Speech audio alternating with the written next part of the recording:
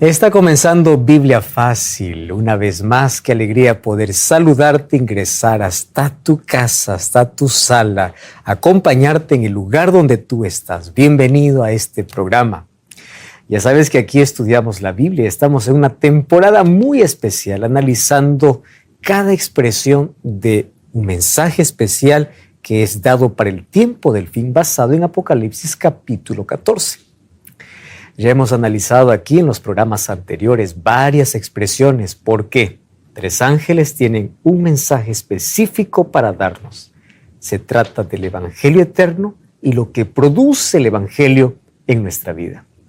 Bienvenido entonces a un episodio más. Estamos grabando en Texas, en Dallas específicamente, en el estado de Texas, en Estados Unidos. Y desde aquí te saludamos y te abrazamos allí donde te encuentras. Bienvenido, estamos listos entonces para abrir la Biblia y antes, como siempre, quiero ofrecerte la revista Esperanza Nuevo Tiempo. Aquí tú vas a encontrar una temática especial en su primera edición, La Cura del Pecado. Puedes solicitar totalmente gratis a nuestro número de WhatsApp, más 5512-9810-1460, o también puedes ingresar a nuevotiempo.com/escuela bíblica. Entonces, estamos listos con Biblia en mano. Y como siempre pedimos la dirección de Dios. Bienvenidos amigos, vamos a un episodio más, vamos a abrir la Biblia, vamos a Apocalipsis capítulo 14 y antes de poder entrar al tema de hoy, pedimos la dirección de Dios. Oramos. Gracias Señor, te damos por esta linda oportunidad que tenemos una vez más de poder estudiar tu palabra. Queremos estudiarla profundamente para que el mensaje pueda quedar de manera clara en nuestra vida, podamos aceptar ese mensaje, podamos aceptar a Cristo en nuestra vida, que Cristo pueda realizar aquellos cambios que necesitamos. Toma nuestro corazón, ilumínanos, tu Santo Espíritu nos muestre la senda por la cual quieres que caminemos.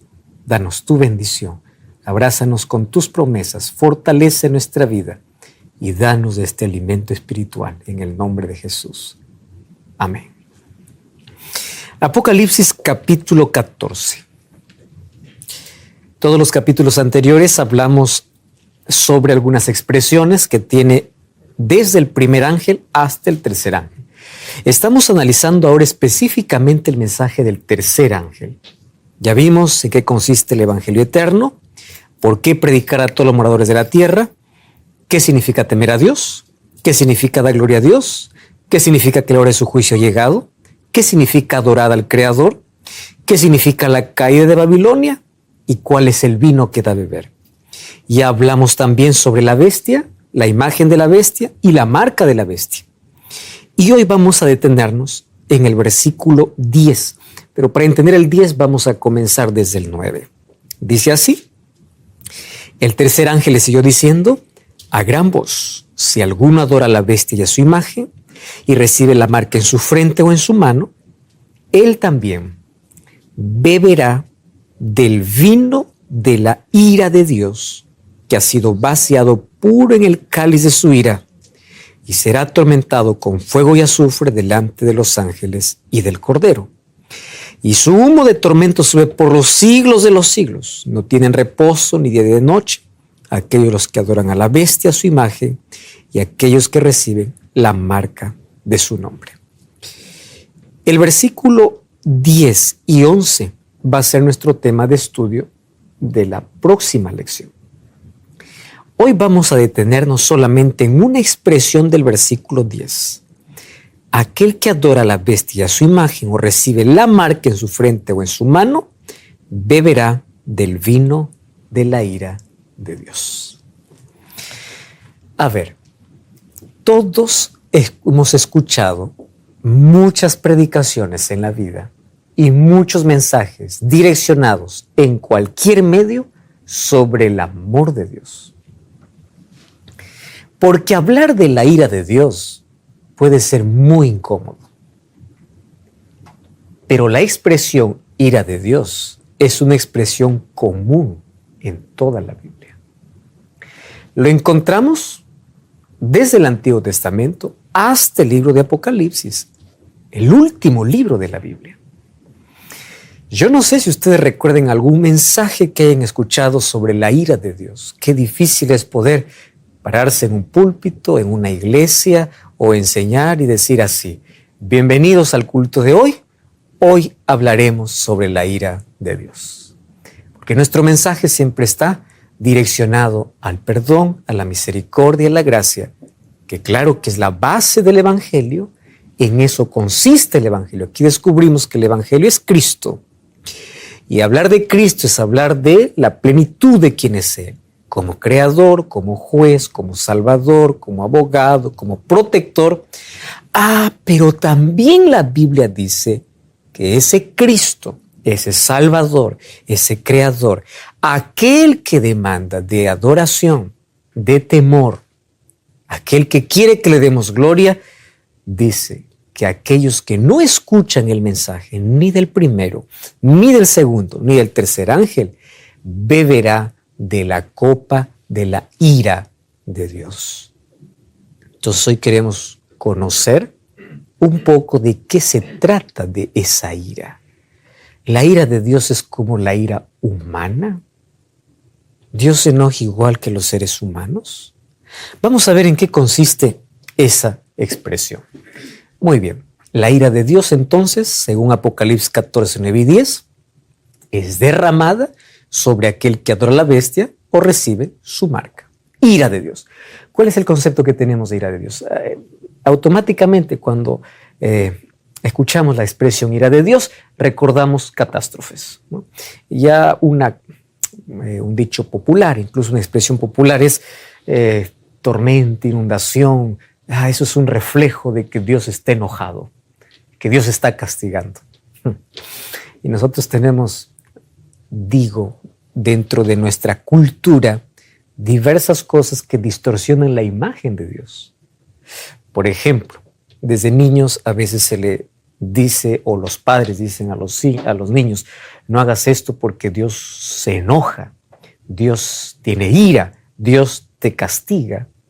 Entonces, en la mente de un niño que no entiende perfectamente la diferencia entre cuál es la ira de Dios y la ira humana, va creciendo con miedo a Dios. ¿Y saben cómo repercute eso en la vida? Cuando nosotros crecemos y nos va mal en la vida, ¿qué es el primer pensamiento que tenemos? Estoy siendo castigado por Dios.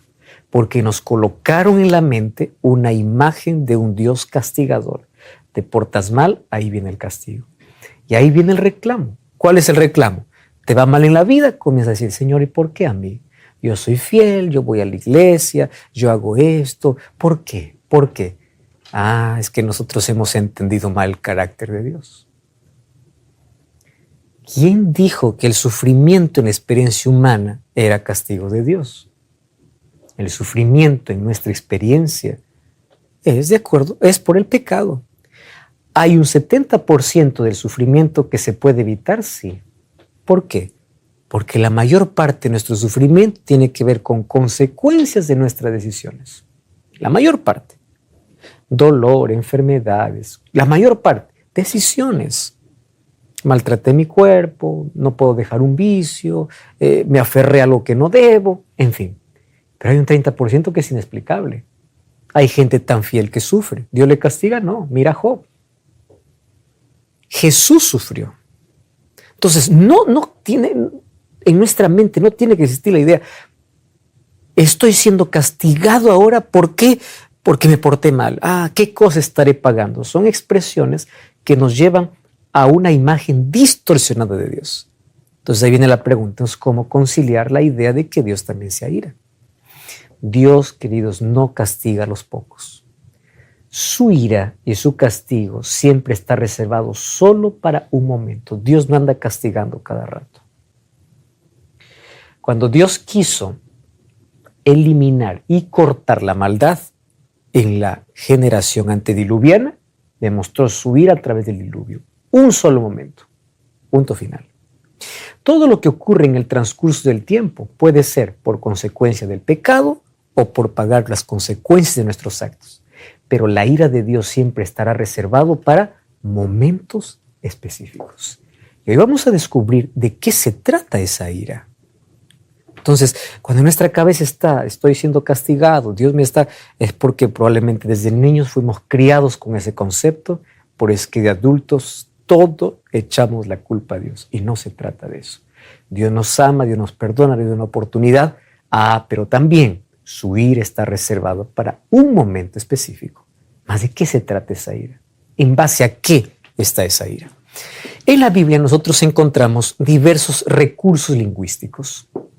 En la Biblia encontramos prosa, encontramos poesía, encontramos profecía, encontramos historia, encontramos ciencia, pero también recursos. Por ejemplo, en la Biblia encontramos varios recursos como un género literario como el símil. ¿Qué es un símil? Una imagen. Dice que aquel que teme a Dios será como árbol plantado. Una imagen que está usando. Eso es un símil. En la Biblia nosotros encontramos metáforas, ¿no? La metáfora cuando le dijeron a Jesús que el gobernador le está buscando, Jesús dice, vayan y digan a esa zorra. ¿Qué cosa está usando? Una metáfora. ¿Por qué zorra? Astuto, ese astuto. Otra figura que usamos en la Biblia es la hipérbole, la exageración. Otro es un eufemismo, la manera más delicada de decir una cosa ruda. En la Biblia, por ejemplo, cuando encontramos, dice, el rey estaba cubriendo sus pies. ¿Qué cosa es cubrir los pies? Estaba haciendo sus necesidades, pero se esconde detrás de una palabra más delicada, un asunto rudo. Sin embargo, también en la Biblia encontramos dos figuras. La figura del antropomorfismo y del antropopatismo. Bueno, son expresiones que demuestran la manera como el ser humano quiere identificar o quiere colocar en la mente del lector una expresión que no puede expresarlo de manera más clara. A ver, me voy a explicar mejor. El antropomorfismo viene de dos palabras juntas. Antropo significa humano y morfé significa forma. En la Biblia nosotros encontramos entonces que a Dios se le describe con nariz, con ojos, con boca, con manos, con espalda. Antropomorfismo, para que el ser humano pueda entender de alguna manera la forma. Se toma la forma humana para colocarlo a Dios. Entonces la manera como nosotros conocemos a Dios directamente, más cercana, es a través de Jesucristo, que se hizo hombre. Pero la pregunta es el Dios encarnado? ¿Así es Dios el Padre y así es Dios el Hijo? No. Totalmente diferente. El único Dios hombre es Cristo, que tiene la forma humana. Ahora, que Dios el Padre, el Espíritu Santo tenga la forma humana, no sabemos las características en sí. Cuando dice nos hizo a su imagen y semejanza, está hablando de cualidades, de características, de atributos incluso que compartió con el ser humano. Ahora, otro asunto. En el antropopatismo, antropos humano, patos significa sentimientos, es atribuir a Dios sentimientos humanos. Entonces ahí tenemos un problema. Cuando nosotros estudiamos la expresión ira de Dios, nuestro primer pensamiento es, Dios se descontrola. No es así. Porque ¿cómo funciona la ira en el ser humano? Es un descontrol donde no razona. El enojo le lleva a la ira. Y hay tantos crímenes que se cometen en un momento de ira. Tú puedes escuchar a una persona que está irada, está enceguecida. La razón es colocada por debajo de aquel sentimiento. Entonces, en el humano, la ira es un descontrol. Es un enojo no capitalizado. Ira. Sin embargo, ira de Dios no se trata de una explosión de enojo. La ira de Dios tiene que ver en sí con quién es Él. Miren, el libro de Romanos, capítulo 1, versículo 22, el apóstol Pablo dice así: mira pues la bondad y la severidad de Dios. Las dos cosas. Mira su bondad, pero también mira la severidad. La severidad, ¿para quiénes? Para los que cayeron, pero la bondad para contigo si permaneces en esa bondad. Interesante. Y aquí está hablando de manera escatológica, o mejor, para el momento final. No es que cuando una persona cae, Dios se aira contra ella, Dios está ahí para levantarlo, para restaurarlo. Pero aquel que definitivamente se separa de Dios, finalmente recibirá la severidad de la consecuencia de su elección. Entonces, mira la bondad y mira la severidad que van a ir juntas. Entonces, ¿en base a qué está explicada la ira de Dios? Vamos aquí a colocar algunos atributos o algunas cosas que directamente nos muestran quién es Dios. La ira de Dios está relacionada en primer lugar con su santidad. Y ahí tenemos un problema serio en nuestra cabeza, ¿no? ¿Cómo relaciono la ira con la santidad? Nuevamente, si pensamos en la ira humana, no tiene nada de santo. Pero ¿cómo es que la ira de Dios es distinta? Vamos a resaltar entonces este primer atributo. Primera de Samuel capítulo 2, versículo 2 dice así: no hay santo como Jehová, porque no hay ninguno fuera de ti y no hay refugio como el Dios nuestro. Muy bien, presten atención aquí. ¿Cómo relaciono la ira con la santidad? Dios es tan santo y es tan puro y el ser humano es tan pecador que el hecho de que el ser humano llegue cerca de la presencia de Dios, la santidad de Dios es capaz de fulminar al hombre. Pero Dios no es que está airado en ese momento, quiero terminar. No, solo la santidad de Dios. ¿Cómo lo expresa el ser humano? Es la ira de Dios. ¿En qué consiste la ira de Dios? Dios no tolera el pecado. Por eso es que Dios envió a su Hijo para librarnos del pecado. La ira de Dios está relacionado en que Él tiene el plan de eliminar para siempre el pecado. Solo que hay un problema. Dios quiere que el ser humano se aparte, suelte el pecado para que lo pueda rescatar. Pero ¿qué sucede? El ser humano se aferra al pecado. No suelta el pecado, rechaza la gracia de Dios. Entonces, como Dios en su santidad quiere eliminar el mal y no puede separar al ser humano de Dios, finalmente, para terminar el pecado, tiene que terminar también destruyendo ¿a quién? A quien se aferra. Porque rechazó siempre su gracia, no quiso, pero Él quiere acabar con el pecado. Esa expresión entonces de querer acabar con la mancha del pecado, con el pecado, ¿cómo se demuestra en la Biblia? ¿Con qué expresión? La ira de Dios. Pero en sí está más relacionada con ¿qué? Con su santidad. Porque el pecado no puede resistirse delante de la santidad. Ustedes se acuerdan algunas veces cuando los profetas entraron en visión, se desmayaban en la presencia de Dios.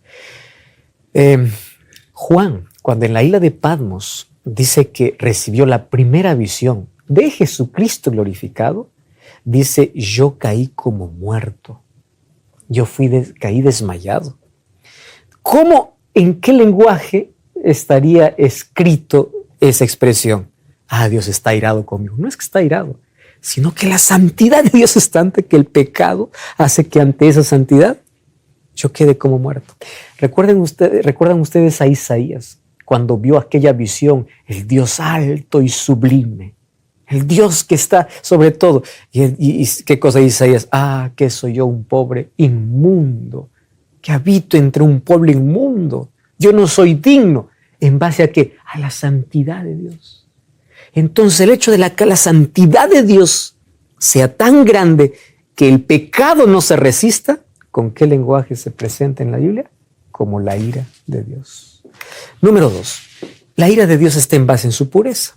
Lo que yo les estaba mencionando en el caso de Isaías, cuando ahí él ve la visión y dice: santo, santo eres Jehová de los ejércitos, la tierra está llena de su gloria. Yo dije: ay de mí que soy muerto, siendo hombre inmundo de labios y habitando en medio de un pueblo de labios inmundo, han visto al Rey de los ejércitos. Esa ira de Dios está en base en su justicia. Salmo 119, 137 dice: justo eres tú, oh Jehová, y rectos son tus juicios. En base a la justicia de Dios. Ahora, para poder continuar entendiendo sobre el asunto de ira, primero tenemos que identificar bien el carácter de Dios. 1 Juan 4:8 dice: el que no ama no ha conocido a Dios, porque Dios es amor. Entonces, Dios en su amor quiere separar al ser humano de aquello que lo destruye. ¿Qué cosa destruye al ser humano? El pecado. Y Dios va a hacer todo lo posible, darle oportunidad tras oportunidad para separarlo. Pero cuando el ser humano, en lugar de separarse, se aferra, Dios tiene que finalmente, con dolor, exterminar al ser humano con el pecado. Eso no hizo en el diluvio. Antes de que exista el diluvio, ¿cuántos años Noé estuvo construyendo el arca? 120 años. Durante todo ese tiempo hubo oportunidad para creer y cuando el arca estaba terminada, para entrar. Pero cuando el arca se terminó, solo animales entraron, ni uno fue capaz de entrar. La oportunidad continua. Ustedes sabían que cuando Noé entró en el arca y los animales estaban adentro, aún una semana hubo de oportunidad para que la gente entre. La puerta seguía abierta. Y la gente, en lugar de entrar, ¿qué cosa hacía? Se burlaba. Y después dice que Dios cerró la puerta. No fue Noé. Lo que Dios cierra, nadie abre. Se acabó la gracia y ahora sí recién viene la ira de Dios. ¿Qué es lo que hace la ira de Dios? Acabar con el pecado, no con el pecador. Entonces esa ira se muestra en base a su santidad. Quiere terminar con el pecado. Por eso es que hace todo lo posible, da todas las oportunidades para que el ser humano se aferre a Cristo. Todos somos pecadores, todos. El asunto es cuando en lugar de aceptar la gracia, rechazamos la gracia. El problema no es tener la herida, el problema es rechazar la medicina. Ese es nuestro problema. Y es allí donde se muestra la ira de Dios. Salmo 103:8 dice, misericordioso y clemente es Jehová, lento para la ira. Ojo con esa expresión. Da oportunidad tras oportunidad. Extiende la mano. Envía siervos, mensajeros, todo lo posible. Lento para la ira y grande en misericordia. Números 14:18. Jehová, tardo para la ira, grande en misericordia. Perdona la iniquidad y la rebelión, aunque de ningún modo tendrá por inocente al culpable.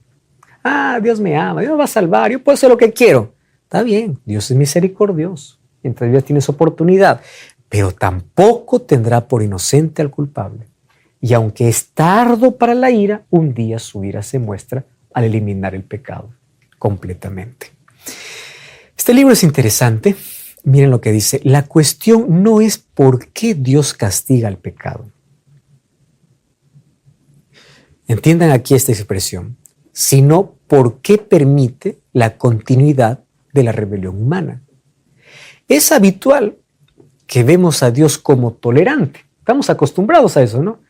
Dios me tiene paciencia. Yo sigo jugando con el pecado. Dios me ama. Yo sigo. Dios es misericordioso. Yo continúo en mi mal. Yo sé que estoy mal, pero no va a cambiar. Dios me ama. Hay tantas personas que se escudan bajo el amor de Dios porque nunca quiere cambiar. Dios me tiene que aceptar así como soy porque Él me ama. Es verdad que nos acepta como somos. Es verdad.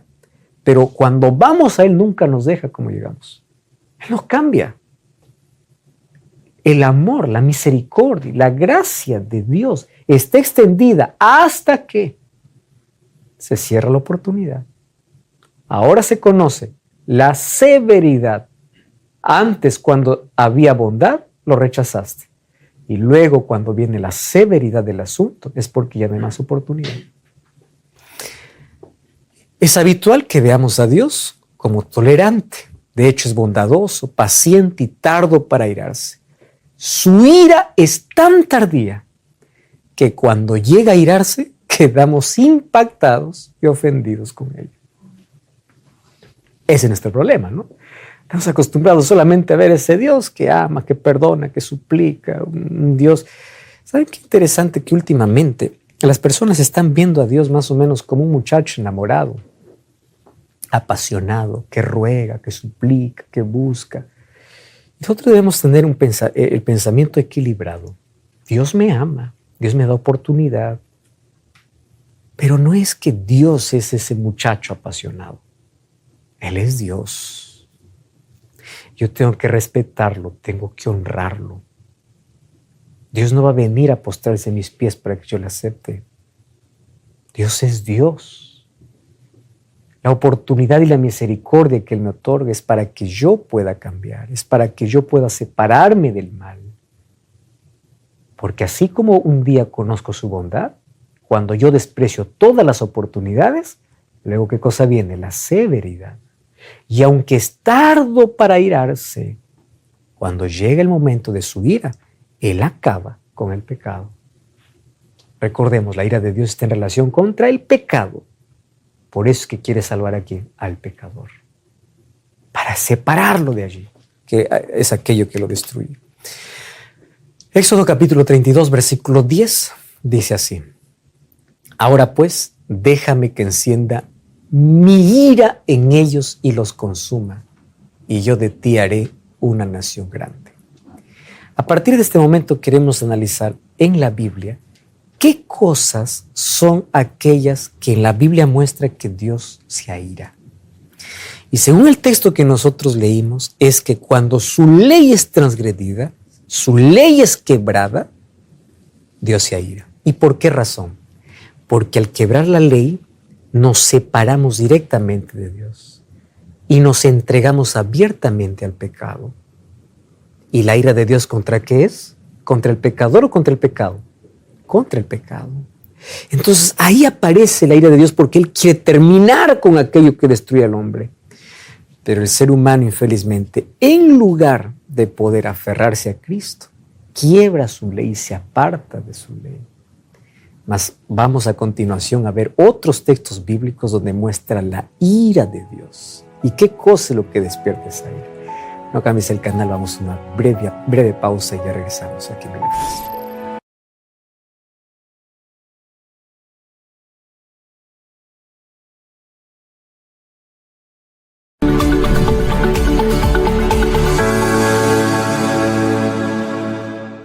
Estamos de regreso aquí en Biblia Fácil. Antes de continuar con nuestro tema, quiero ofrecerte la revista Esperanza Nuevo Tiempo. Esta es una edición muy especial donde el título es La cura del pecado.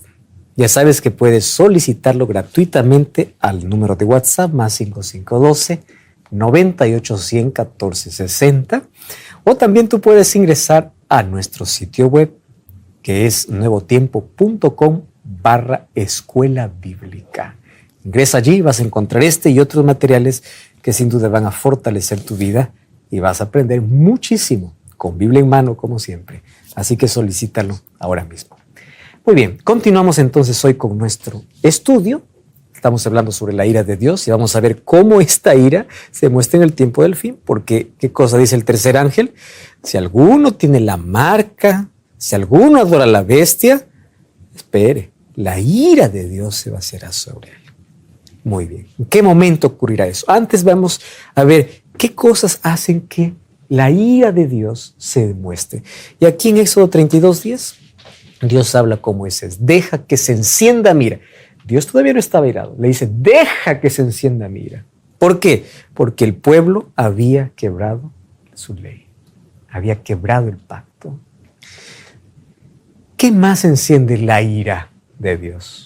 Miren lo que dice Isaías 2:12 al 19.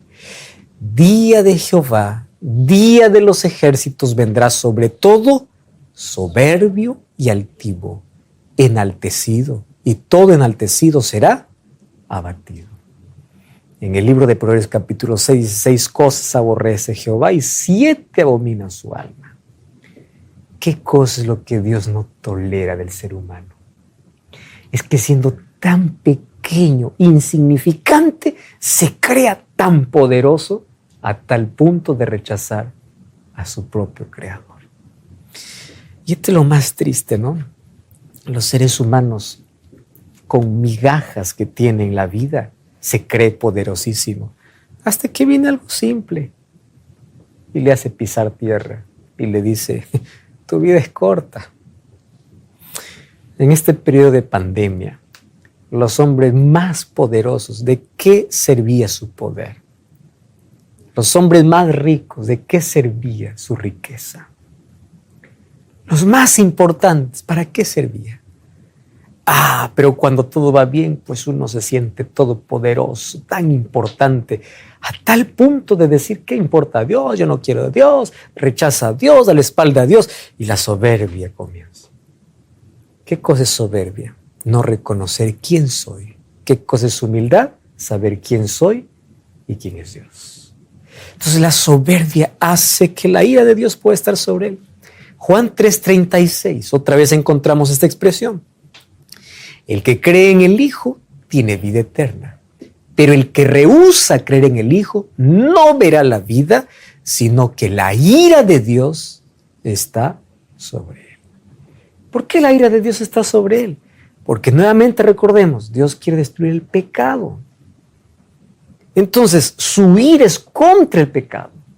Pero como Dios ya no puede más separar al ser humano del pecado, porque tanto se aferró al pecado, y el ser humano no quiere soltar, no quiere dejar su vida, no quiere dejar su propio camino para hacer la voluntad de Dios, continúa a pesar de las oportunidades que Dios le da, finalmente la ira de Dios contra el pecado terminará destruyendo también a aquel que se aferró.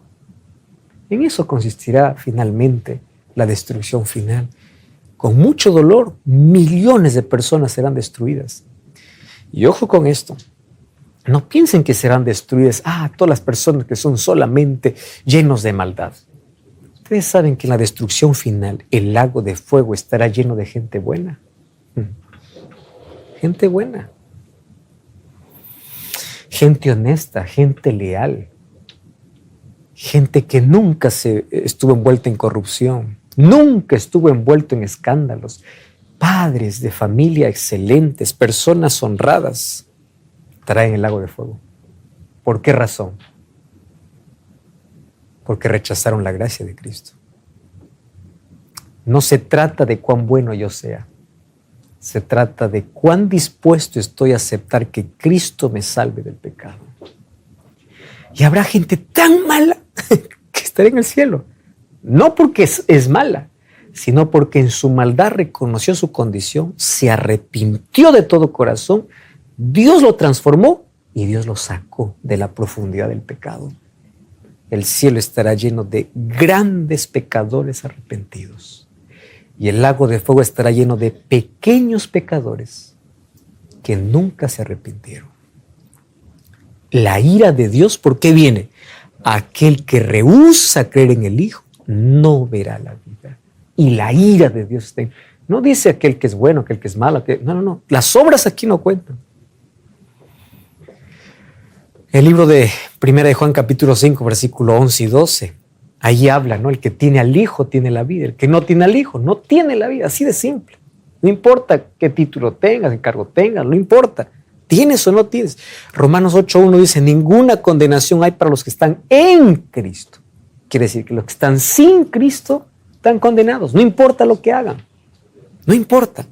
Y allí Juan 16, 8 y 9 también habla sobre este asunto.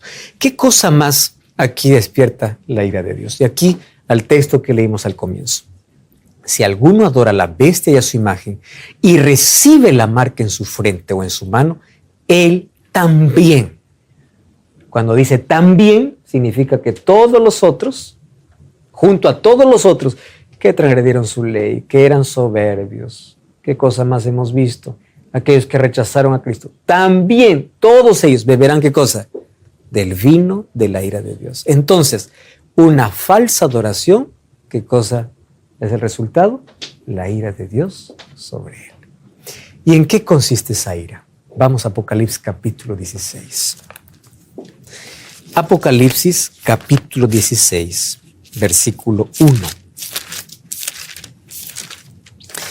Apocalipsis 16, versículo 1. Dice así.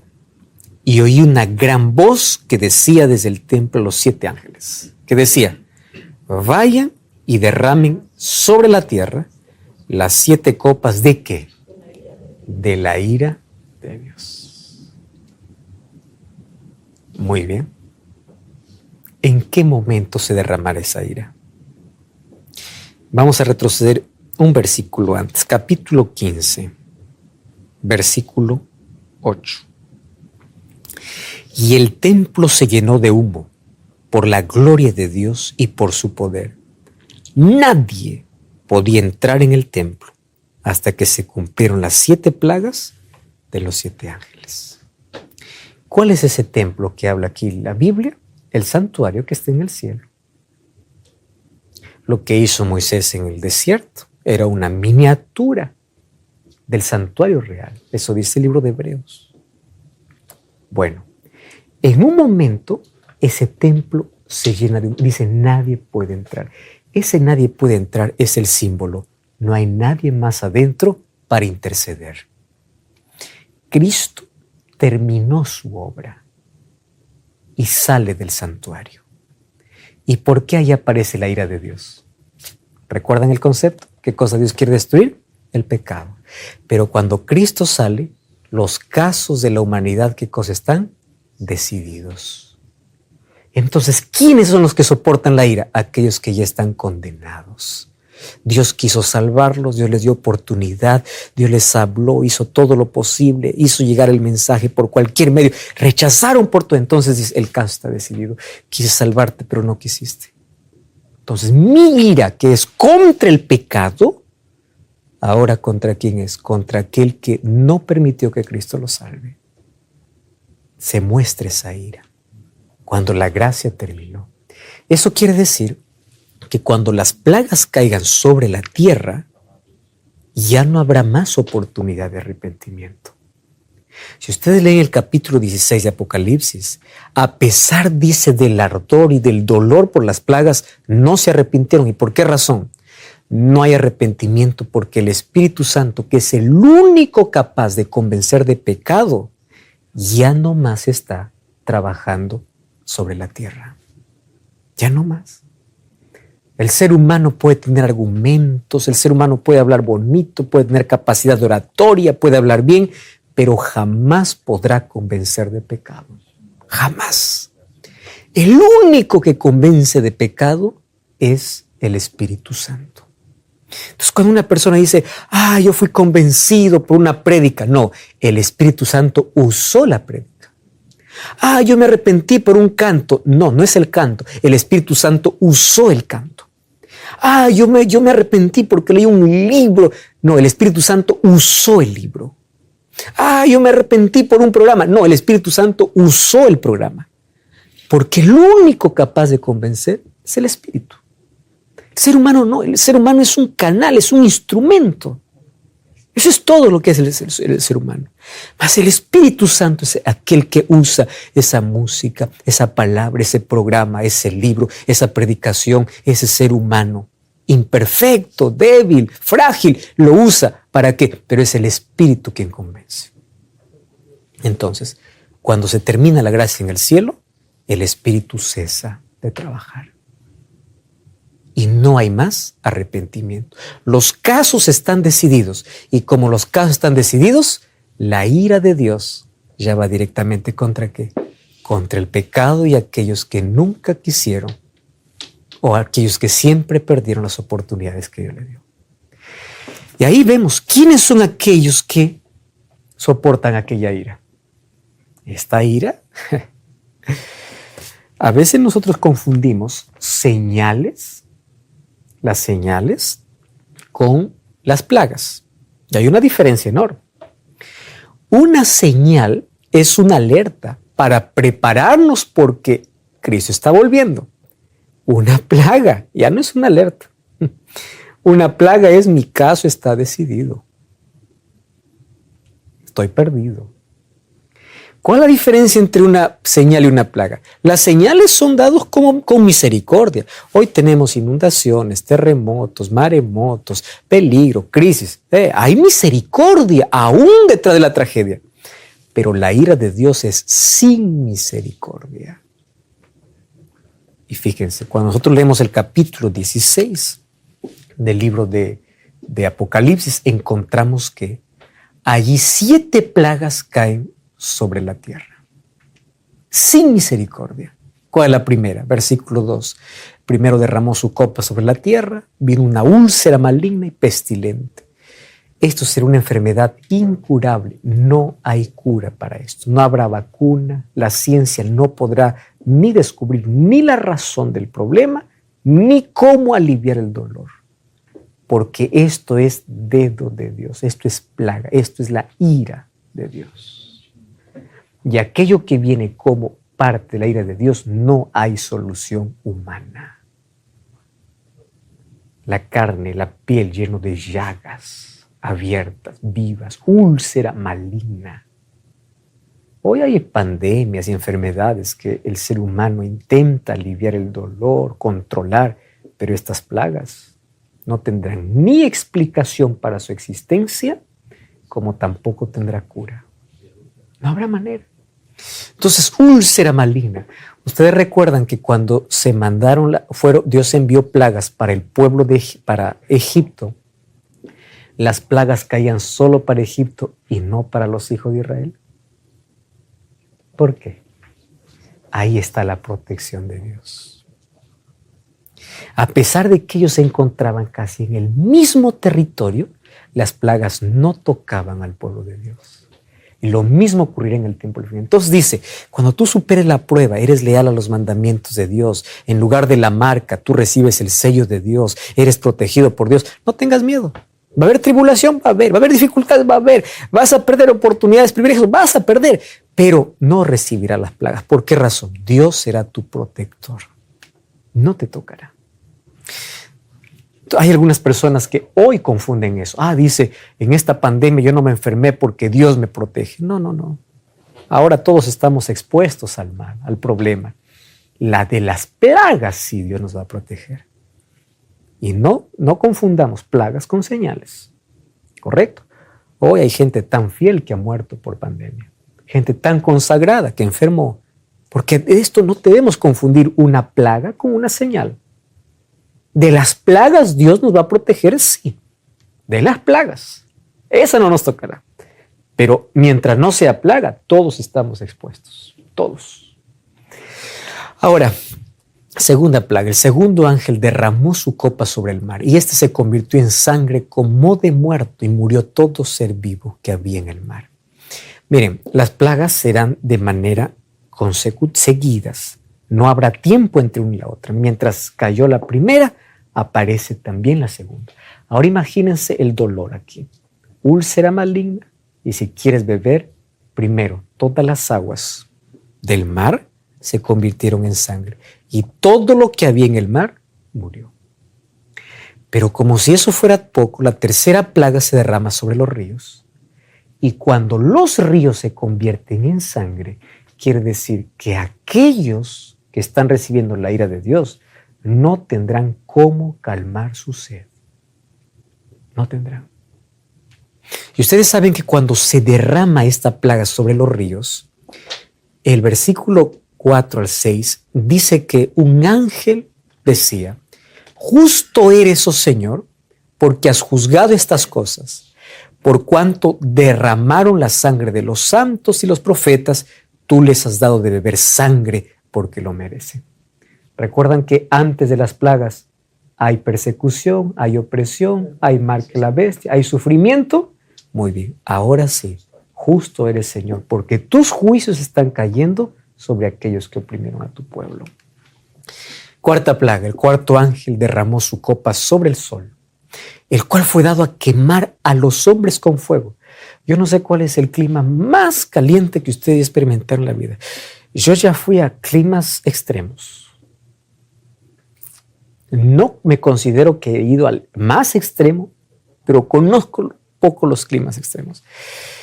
Ese calor sofocante donde incluso parece que el aire te falta porque no sabes ni cómo tranquilizarte. Eso no es nada para cuando el sol queme con fuego. Hoy inclusive la temperatura llega a 40, en algunos lugares llega a 48, hasta 50 grados, poco más de eso. Y eso ya se considera un horno, ¿verdad? Hay algunos que incluso juegan y dicen, yo no tengo miedo del fuego porque aquí ya estoy viendo el fuego. No conoce el fuego. Aún es el calor que puede soportar porque puede sobrevivir. Pero fíjense, cuando se le da al sol la capacidad o se le da el poder para quemar a los hombres con fuego. Y los hombres se quemaron con gran calor y blasfemaron el nombre de Dios y no se arrepintieron. Pregunto, ¿por qué no hay arrepentimiento? Porque no hay Espíritu Santo que convenza de pecado. El ser humano jamás se arrepiente por sí solo. El arrepentimiento es la búsqueda de Dios al ser humano y el ser humano la acepta. Jamás el ser humano de manera natural dice, estoy arrepentido. No, el ser humano se arrepiente como respuesta a la obra de Dios. Pero aquí, como no encontramos más la obra del Espíritu Santo, Ya no hay más arrepentimiento. Y la quinta plaga se derramó sobre el trono de la bestia. Su reino se cubrió de tinieblas, mordían de dolor sus lenguas, blasfemaron contra el Dios del cielo por sus dolores y sus úlceras. Imagínense, ya está en la quinta plaga, pero sigue existiendo la primera. Porque no es que pasó la primera, ahora viene la segunda. No, no, no. Vienen enseguida. Están en la quinta, siguen padeciendo la primera, siguen padeciendo la segunda, siguen padeciendo la tercera, siguen padeciendo la cuarta. ¿Y saben qué sucede? Mientras más ellos estén con las plagas, más ira tendrán contra aquel pueblo que no cayó las plagas. Y dirán, ¿por qué ellos no? Y ahí es donde vendrá un edicto de muerte sobre ellos. Vamos a acabar con ellos. Cuando la persecución sea severa, aparecerá Cristo para poder libertar para siempre a su pueblo. Si ustedes aquí comparan las plagas que caerán en el tiempo del fin con las plagas que cayeron sobre Egipto, hay una similitud enorme. El río Nilo se convierte en sangre. Úlceras también cayó sobre Egipto. Tinieblas también hubo sobre Egipto. Parecidas. Ahora, fíjense aquí, las plagas son sucesivas. El sexto ángel derrama su copa sobre el río Éufrates y el agua de este se seca para que estuviese preparado el camino a los reyes del oriente. Esto ya es un asunto simbólico. ¿Por qué razón? Porque el Éufrates nos recuerda ¿qué? A Babilonia. Y cuando dice que se seca, ¿en qué momento se secó el río? Cuando vinieron los reyes del oriente, que estaba representado por Ciro y Darío. Pero aquí, como ya no hay una Babilonia literal, ¿de qué está hablando? Todo el mundo entra en una coalición. Todo el mundo entra en una catástrofe ahora. La coalición se rompe, entra en una catástrofe para preparar para la venida de Jesús. ¿Por qué se dice se secan las aguas? Las multitudes de personas que apoyaban a Babilonia ahora lo dejan sola. Se dan cuenta que fue solo una estafa.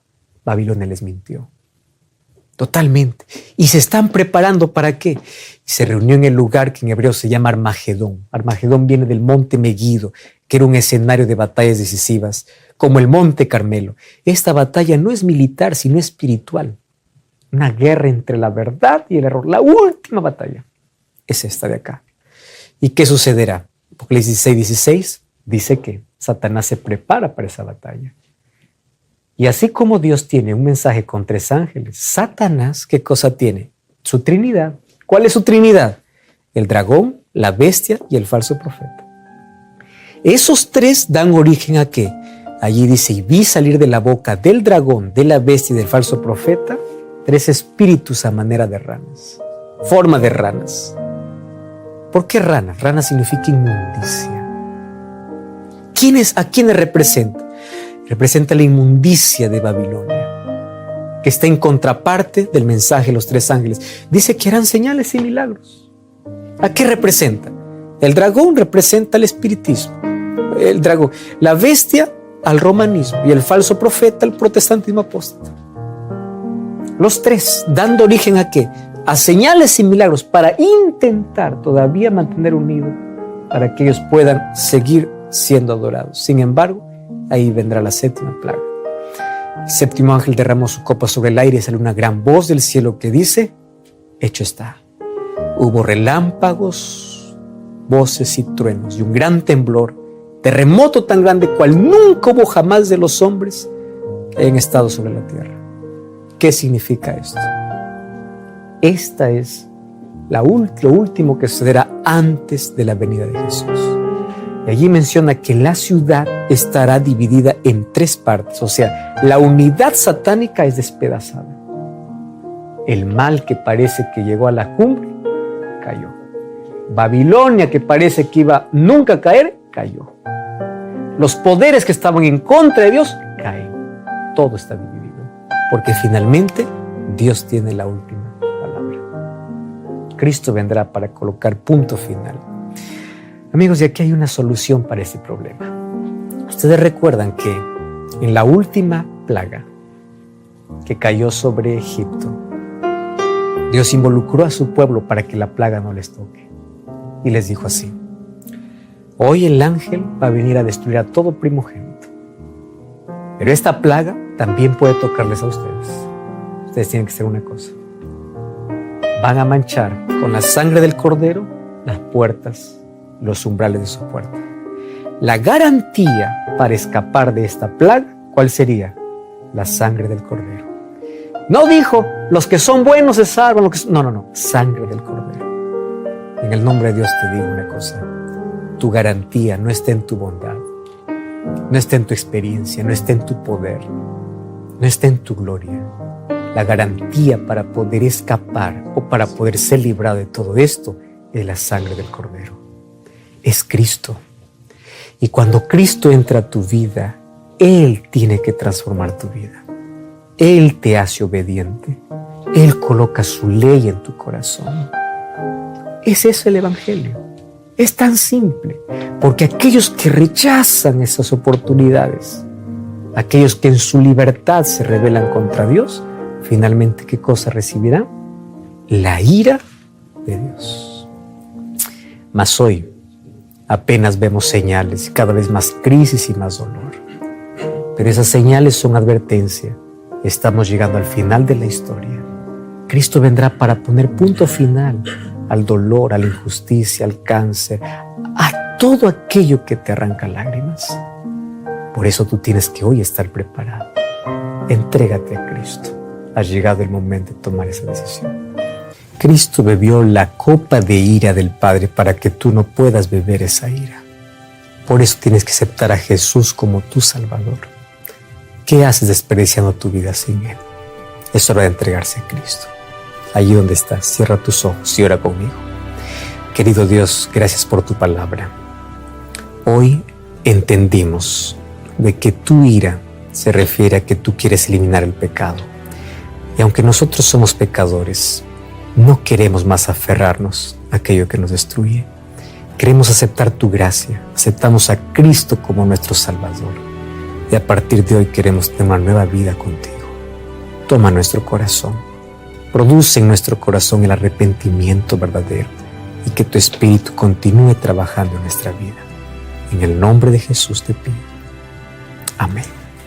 Gracias por acompañarnos en este episodio. Como siempre te invito a buscar una iglesia adventista del séptimo día para continuar aprendiendo el plan que Dios tiene para tu vida. Te espero en el próximo programa, como siempre, con Biblia en mano, aquí en Biblia Fácil. Hasta la próxima.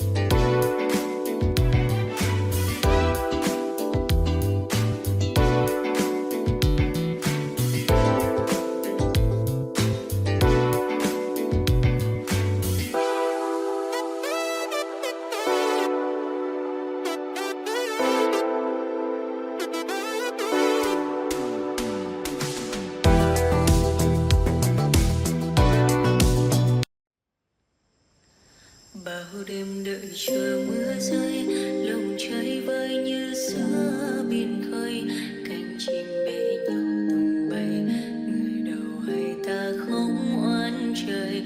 Bao năm tình yêu chưa phai, giờ chia hai đôi lứa lạc nhau, lối gió số phận đã không an bài.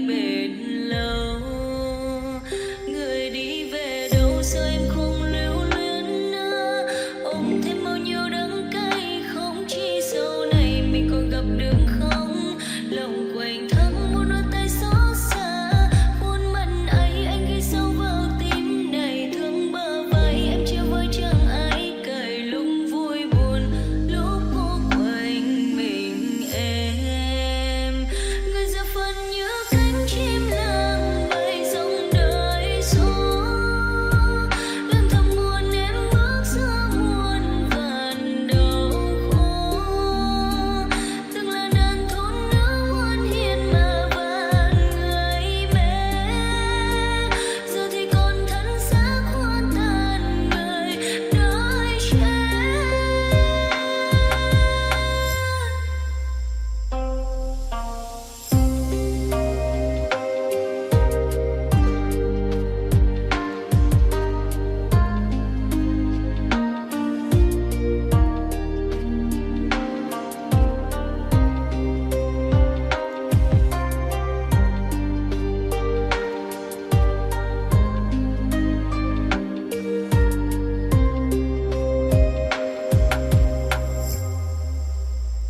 Tìm lại một chút hơi ấm nắng mới, người vô tư